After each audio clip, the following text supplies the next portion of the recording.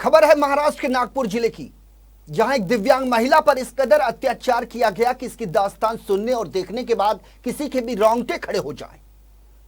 पीड़ित महिला का नाम रेणुका बेडेकर बताया जा रहा है, जिसका झारखंड के रहने वाले राजेश कुमार सिंह से प्रेम विवाह हुआ था। लेकिन रेणुका ने जिसके साथ बेहतर जीवन के सुनहरे सपने देखे थे, जिसने रेणुका के साथ 7 जन्मों तक साथ रहने की कसमें खाई थी, उस राजेश कुमार सिंह ने आगे चलकर न सिर्फ रेणुका का साथ छोड़ दिया, बल्कि उसने रेणुका के साथ शादी होने से भी इनकार कर दिया। दोनों पैरों से दिव्यांग महिला अब अपनी जिंदगी को कोसने पर मजबूर है। बताया जा रहा है कि दोनों पैरों से अपाहिज रेणुका ने अब महाराष्ट्र के गृह मंत्री अनिल देशमुख से न्याय की गुहार लगाई है, जिसके बाद पुलिस ने रेणुका की शिकायत पर मामला दर्ज कर अपनी जांच शुरू कर दी है। लेकिन अभी तक इस मामले में किसी की गिरफ्तारी नहीं हो पाई है। जिस राजेश कुमार सिंह के प्यार में रेणुका ने अपने वकालत की आधी पढ़ाई छोड़ दी, आज उसकी धोखेबाजी के शिकार रेणुका अपनी तकदीर पर आंसू बहाने को मजबूर है। और ऐसे में महाराष्ट्र के गृह मंत्री अनिल देशमुख इस पूरे मामले में रेणुका की किस प्रकार की सहायता करते हैं, ये देखने वाली बात होगी। 48 इयर्स की हूँ और 88% दिव्यांग हूँ, व्हीलचेयर यूजर हूँ। मुझे ल्यूकोमिया है, एप्लेस्टिक एनीमिया हुआ है। मेरी शादी राजेश कुमार सिंह से 2012 में हुई है, दिसंबर 2012 में हुई है। वो इंसान ने मेरे साथ मेरे प्रॉपर्टी को देखते हुए शादी किया है और प्रॉपर्टी पे मेरे पैसे भी लिया है उसने, लोगों से प्रॉपर्टी को देखते हुए शादी किया है। वो मेरे को तब समझ में नहीं आया था, लेकिन धीरे धीरे घर में लोग आने लगे तो मेरे को समझ में आया कि ये इंसान ने पैसा लिया हुआ है करके, और ये मेरे को प्रताड़ित करता था।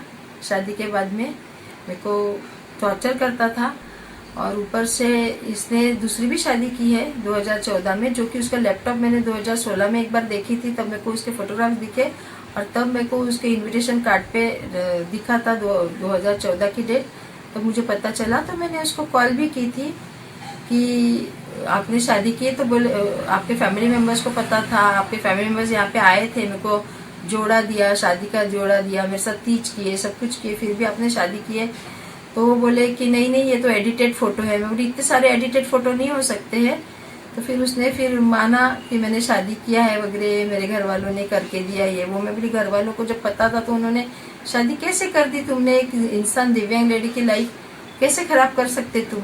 मैंने 2017 में राणा प्रताप नगर पुलिस स्टेशन में ये किया था। 17 में मैं एडमिट थी ल्यूकोमिया के इसमें, डॉक्टर गंजू के वहाँ पे, और उसके आने के बाद मैंने तुरंत ही प्रताप नगर पुलिस स्टेशन में किया था। लेकिन वहाँ पे कुछ कार्यवाही नहीं हुई है। मैंने वेट करके सबको ये करके फिर से अभी मैंने 2019 में फिर से मैंने बजाज नगर पुलिस स्टेशन में कंप्लेंट की है। उसके बाद कुछ मेरा FIR हुआ नहीं। बहुत 8-9 महीना मेरे को बताते रहे कि आपका FIR होने वाला है, आज होने वाला, कल होने वाला है, कार्यवाही होने वाली है। फिर मैंने एक संस्था की मदद ली। संस्था ने जब बीच में आई संस्था, तब मेरे को बजाज नगर से पता चला है। तब उन्होंने आके बताया कि भाई तुम्हारे पास सफिशिएंट प्रूफ नहीं है, इसलिए आपका ये नहीं हो रहा है करके, FIR नहीं बनता है या कंप्लेंट नहीं ली जा रही है। फिर उसके बाद मैंने गृह मंत्री के पास गई, अनिल जी देशमुख के पास, और उनको मैंने एप्लीकेशन दी कि ऐसा ऐसा हो रहा है, सब सबूत दिखाया, उनको पेन ड्राइव लेके दिखाई, मैंने कागज पत्तर लेके गई। तब उन्होंने भरने साहब को बताया है कि भाई ये केस आप अपने तरफ लो। तो मेरी केस क्राइम ब्रांच में ट्रांसफर की गई। क्राइम ब्रांच में ट्रांसफर करने के बाद जब उन्होंने सब छानबीन की, ये सब इन्वेस्टिगेशन किया, तो उनको मेरा सब सही लगा। जो भी मेरे कागज पत्तर गवाह वगैरह दिए थे, गवाहों को बुलाए, तो उन्होंने बजाज नगर पुलिस स्टेशन में दिया है कि भाई इनका FIR होना चाहिए, इनका सब ठीक है। तो बजाज नगर पुलिस स्टेशन में मेरा FIR तो हो गया, लेकिन जो इन्वेस्टिगेशन ऑफिसर ने मुझे पहले बताया था कि आपके सफिशिएंट डॉक्यूमेंट्स नहीं है, वही मेरी केस फिर से गई। तो मैं गृह मंत्री के पास फिर से गई भी थी कि आप मेरे को इन्वेस्टिगेशन ऑफिसर चेंज करके दो, ताकि कुछ ना कुछ मेरे को न्याय मिले, ये वो।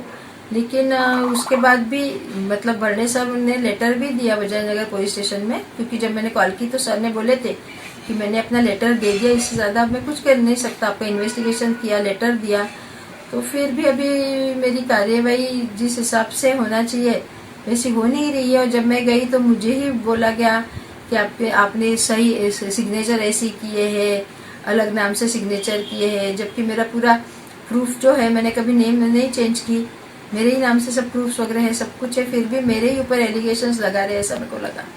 मुझे न्याय मिलना चाहिए कि जो इतने साल गए मेरे, जो उसने मेरे को एक वाइफ करके, आज एक भारतीय नारी जो है, जब मैं अपनी बात करूंगी कि मुझे ऐसा लगता है कि मेरा सेल्फ रिस्पेक्ट छीना गया है। कोई आता है, तुमको बोलता है तुम मेरी वाइफ हो, शादी करता है, फिर कल जाके बोलता है कि ये मेरी माँ बहन जैसी है, इतना दूर से मैं इसके साथ सेवा करने आया हूँ, और फिर अच्छा नहीं लगता ना, एक बीवी का रिश्ते की मजाक उड़ाए, ऐसा मेरे को लग रहा है। तो एक वो मेरे को दर्जा है वो मिलना चाहिए कि फर्स्ट वाइफ मैं हूँ, तो मेरा ही होना चाहिए। और जो मेरे साथ गलत किया, मेरे को किसी के साथ रहना नहीं है। अब इतना मेरे साथ बदतमीजी करने के बाद और इतनी मेरी सेल्फ रिस्पेक्ट के साथ खिलवाड़ करने के बाद मुझे किसी के साथ कुछ रहना नहीं है, ना मुझे कुछ मदद चाहिए, लेकिन जो मेरे साथ गलत हुआ उसका मुझे न्याय चाहिए। दिन ब दिन बढ़ते महिलाओं के अत्याचारों में कमी नहीं आ रही है, बल्कि रोजाना ऐसे मामलों में वृद्धि हो रही है। एक ऐसी ही कहानी नागपुर की एक अपंग रेणुका की है, जो अपने साथ में हुए धोखाधड़ी मामले को लेकर दर दर की ठोकरें खा रही है, लेकिन न्याय अभी दूर दूर तक मिलता नहीं नजर आ रहा। कहीं हमारा बेटी पढ़ाओ बेटी बचाओ का संकल्प खोखला तो नहीं साबित हो रहा। वीडियो जर्नलिस्ट चेतन कनौजिया के साथ पारस बैसवारे, इन 24 न्यूज, नागपुर।